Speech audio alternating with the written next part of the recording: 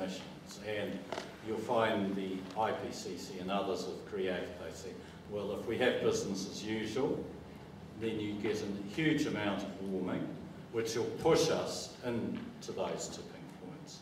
But if we cut back and reduce 50% of greenhouse gas emissions from human sources by 2050, for example, we've got a chance of keeping warming at 2 degrees and maybe not reaching those tipping points.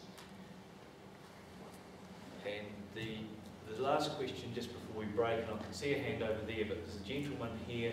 Then if you wouldn't mind, we'll come back to you when we finish. What about the caldera or the supervolcanoes that you haven't mentioned? And you seem to be in a very narrow range there from the year 1900 upwards. And the fact that Greenland, when it was settled, was a lot warmer, and they've studied the burial of the Vikings there, and they buried the dead several feet down, and as it got colder they were burying them higher up. And the fact that 1,000 years ago the oceans were 2 metres higher than they are today. Well, the facts I point out don't support that the oceans 1,000 years ago were 2 metres higher. I put up a recent curve at sea level which went back 2 millennia. Can I finish answering your question? Then the other thing is about the so-called medieval warm period. There's been 12 publications on temperatures back to about 800 AD. These show that the variability pre-20th century was half a degree, and maybe this period, 1000 to 1300, was about a little bit warmer, maybe half a degree in Greenland. And sure, the Vikings settled there, but the Vikings settled there, you have to look at the Viking migrations, the history, and Thomas McGovern has looked very carefully at the history. They were booted out of Europe, so they went to Iceland.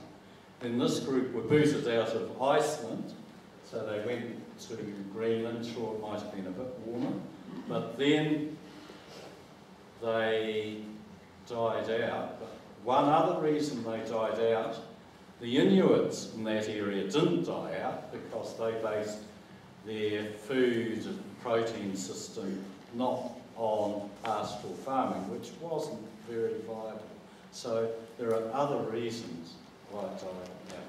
And the other thing of these 12 studies, they show that the current decades, recent decades, have been far the warmest in the last millennium. Thank you very much. And we will switch now to Rod, and we'll be back at the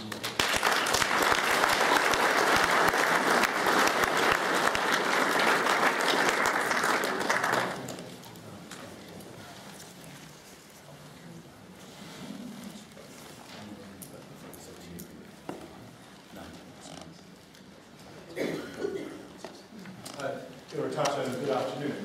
Thank you very much indeed, Richard, for hosting us here, and thank you very much all for coming. In addition to the paper we handed out, which is a generic piece from about the science, all our slides, which we have this afternoon, and we're not showing all of them, all up there's about 100 of them.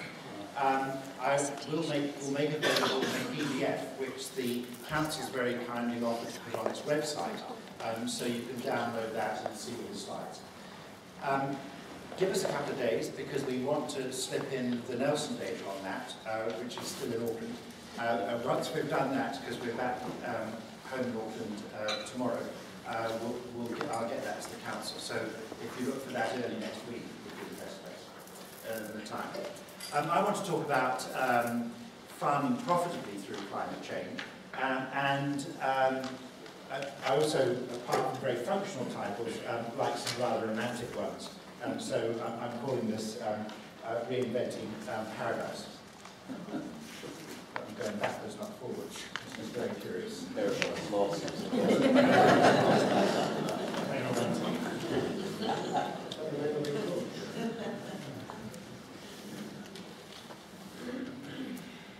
Going the right way now. Good.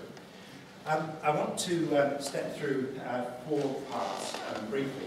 The first is kind of like what's up in the world. And then secondly, why us in terms of why would we respond as a small country. And then the third one is deal with our response, looking briefly at a number of sectors, but particularly farming and forestry. And then talk very briefly at the end about our advantage.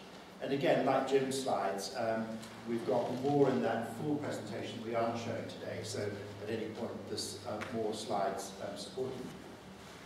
Perhaps I stand up here, I'm not quite in your way. I'll start here. This is a picture I took a couple of years ago in a London tube station, fuzzy because it was on my cell phone. And you'll recognise Mitre Peak, and of course this is the way we, but others who also have an economic interest in New Zealand, portray us to the world. So this is in fact an advertisement from Emirates Airline offering to fly people down here. Just down the road from the tube station is this department store in Kensington. It used to be the old Barker's department store. It's now the flagship store in the UK for Whole Foods, which is an American food retailer, all organic, and it reckons it's the largest organic retailer in the world, and it's listed on the New Zealand stock, on the New York Stock Exchange. Very wonderful displays, and inside plenty of New Zealand produce of various kinds. I was happy to note, including the largest selection of New Zealand wines I've ever seen in one place overseas, and organic meat from Hawke's Bay, for example, and some fruit and the like. As you wander around the store, there's various displays about the underlying principles of what they're up to, and this is 4 pillars. The first one is the green commitment. We choose recycled, renewable, sustainable resources and make alternative energy the right choice. The second one is the Whole Planet Foundation. Our mission is to create economic partnerships with the poor in developing world communities who supply our stores. And I find it quite curious overseas that sometimes I get pushback on why are New Zealand still farming. You should leave that to the developing world. You're supposed to be a developed country, so why do you farm? And I said, well, you'd actually be a lot worse off if we weren't farming. It's not so much the volume we farm, but the way we help move along science and farming techniques. So fortunately, Whole Foods does deal with New Zealand farmers. And this one is about whole trade, i.e. fair price, labour welfare, sustainability, and the rest. And this one is about animal welfare. That's the very top end of the market. If you come down slightly, you come across the supermarkets. The first onto all these issues was Marks and Spencer, and when they produced 4 years ago their Plan A, as they call it, on sustainability. And they call it Plan A because, as they say, there is no Plan B. We've either got to get this right or we're in real trouble. It's worth it, if you have a chance, to go to the Marks and Spencer website and look at length at that framework, those disciplines, those models, which work right the way back even to farmers in New Zealand in terms of trying to improve systems. Around about that time, 2006, 2007, we started to see the first hostile attacks on New Zealand farming. This was from Dairy Crest, which is the UK's largest dairy processor. And it ran ads like this: why choose Anchor butter that's shipped frozen when you can choose Country Life? And the small print down at the bottom says, Anchor butter reaches your table frozen and shipped over 11,000 miles from New Zealand. However, Country Life is made with milk from British farms and is proud to carry the red tractor logo for food standards.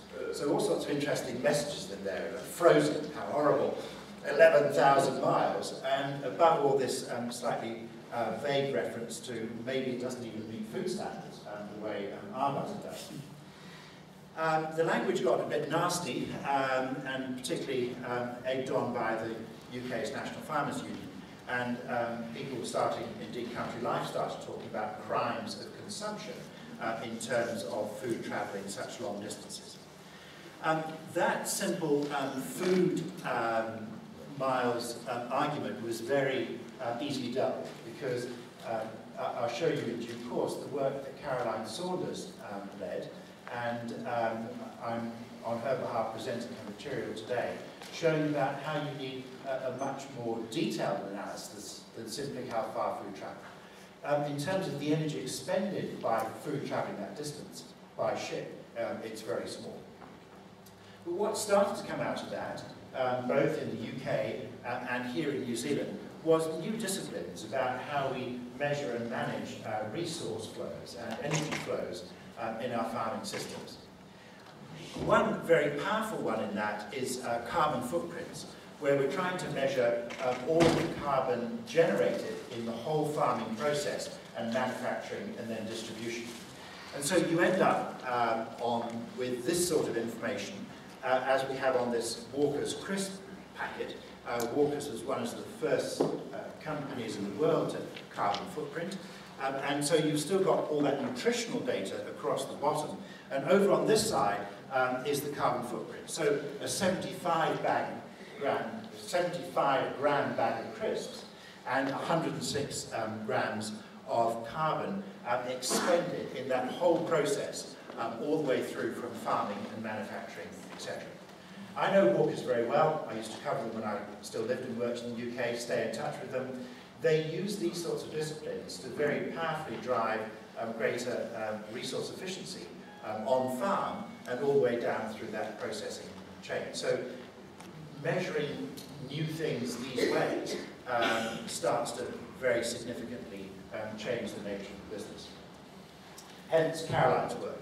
Caroline runs the Agribusiness and Economics Research Unit at Lincoln University, and it was Caroline's work carbon footprinting the dairy farming and sheep farming in New Zealand that really started to help move these issues on in a very productive way.